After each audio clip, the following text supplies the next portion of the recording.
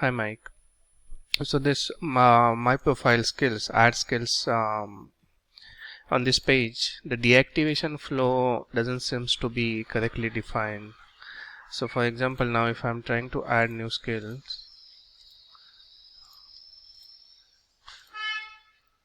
yeah, after adding, I'm getting this deactivate button, and when I deactivate it,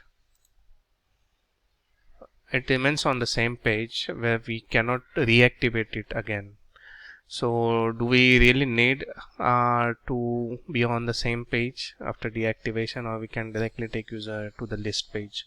Because here what we can do, we can simply save this, and it's getting employee skills saved successfully with something like this invalid date in the date field. We can do save and close, and when we do save and close in the list page, we do not have that record. So instead of keeping user on the same page, can we take that user to the list page after deactivation? Yeah, let me know your thoughts on this. Thank you.